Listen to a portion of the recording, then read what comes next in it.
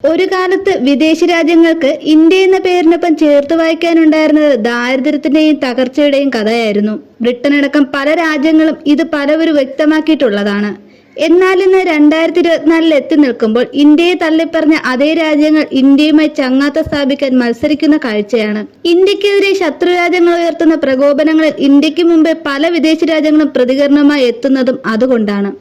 സാമ്പത്തികം, പ്രതിരോധം, ആരോഗ്യം, കാർഷികം തുടങ്ങി വിവിധ രംഗങ്ങളിൽ പല പാശ്ചാത്യ രാജ്യങ്ങളും ഇന്ത്യയെ മാതൃകയാക്കിയാണ് മുന്നോട്ട് പോകുന്നത്. എന്തിനേറെ പറയുന്നു, ബഹിരാകാശ രംഗത്ത് ഇന്ത്യയുടെ കുതിപ്പ് കണ്ട് അമേരിക്കയ്ക്ക് പോലും കണ്ണുമഞ്ഞളിച്ച അവസ്ഥയാണ്.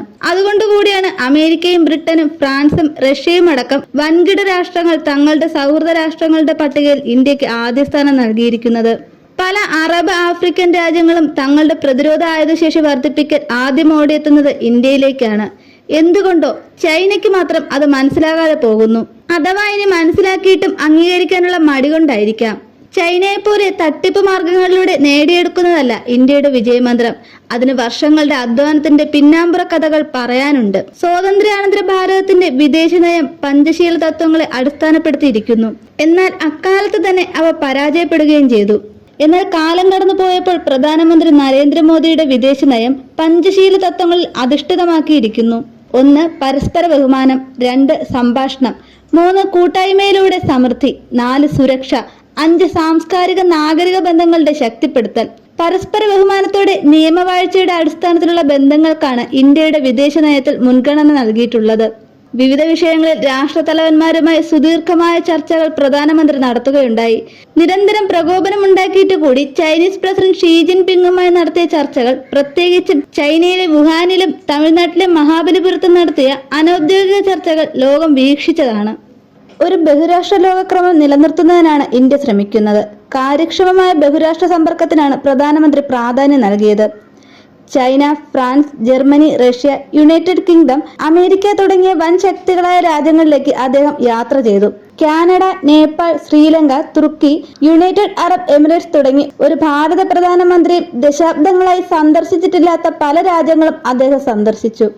പരസ്പര വൈരികളായ രാജ്യങ്ങളിൽ അദ്ദേഹം സന്ദർശനം നടത്തി.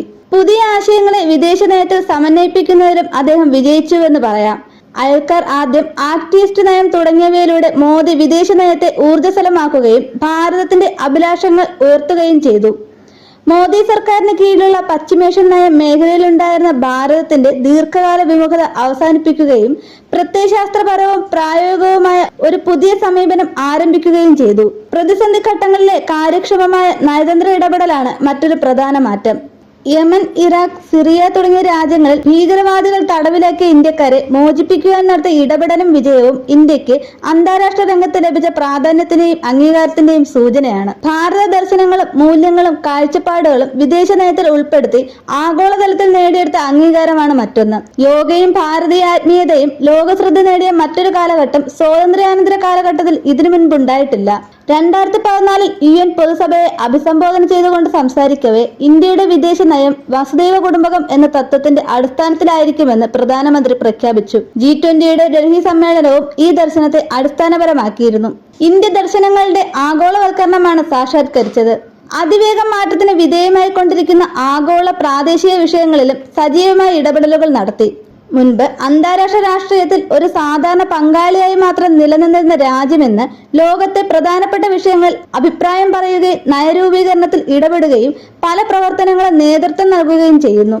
ഭീകരവാദ വിരുദ്ധ പ്രവർത്തനങ്ങൾ, പാരിസ്ഥിതിക പ്രശ്നങ്ങളിലെ ഇടപെടലുകൾ, കോവിഡ് കാലഘട്ടത്തിലെ പ്രവർത്തനങ്ങളിലെല്ലാം ഇന്ത്യയുടെ നേതൃപാടവം പ്രകടമായിരുന്നു. ചുരുക്കത്തിൽ ഒരു അന്താരാഷ്ട്ര നിയമസ്വീകർത്താവ് എന്ന നിലയിൽ നിന്നും അന്താരാഷ്ട്ര നിയമനിർമ്മാതാവ് എന്ന നിലയിലേക്ക് ഇന്ത്യ പരിവർത്തനം ചെയ്യപ്പെട്ടിരിക്കുകയാണ്. ആഭ്യന്തര സാമ്പത്തിക താൽപര്യങ്ങൾക്ക് അനുസൃതമായി വിദേശ നയത്തെ സമന്വയിപ്പിക്കാൻ ഇന്ത്യ എന്നും ശ്രമിക്കുകയാണ്. ഇതിനായി make in India, Atmanirbhar Bharat Abhiyan തുടങ്ങിയ പദ്ധതികളെ വിദേശ നയവുമായി ബന്ധപ്പെടുത്തി. നീതി ആയോഗ്, GST തുടങ്ങിയ സാമ്പത്തിക പരിഷ്കാരങ്ങൾ നടപ്പിലാക്കി. അത്യാധുനിക സാമ്പത്തിക വിദ്യകൾ ഉപയോഗിക്കുന്ന ഇസ്രയേൽ, യൂറോപ്യൻ രാജ്യങ്ങൾ പോലും ഭീകരവാദത്തിന് ഇരയായപ്പോൾ ഒരു സുരക്ഷിതമായ രാജ്യമെന്ന വിശ്വാസ്യത നിലനിർത്താൻ ഇന്ത്യക്കായി. ചുരുക്കത്തിൽ ഇന്ത്യ ഒരു സ്ഥിരതയുള്ള രാജ്യമാണെന്ന് ലോകത്ത് അവതരിപ്പിക്കുവാനും ആ വിശ്വാസ്യത നിലനിർത്താനും സാധിച്ചതാണ് വിദേശ രാജ്യങ്ങൾക്കിടയിൽ ഇന്ത്യയുടെ പ്രീതി ഇത്ര കണ്ട് വർദ്ധിക്കാൻ കാരണമെന്ന റിപ്പോർട്ടുകൾ പുറത്തു വന്നു കഴിഞ്ഞു. അതുതന്നെയാണ് ഇന്ത്യ തങ്ങളുടെ സഹോദര രാജ്യമാണെന്ന് പറയാൻ പല വിദേശ രാജ്യങ്ങളെയും പ്രേരിപ്പിക്കുന്ന ഘടകം.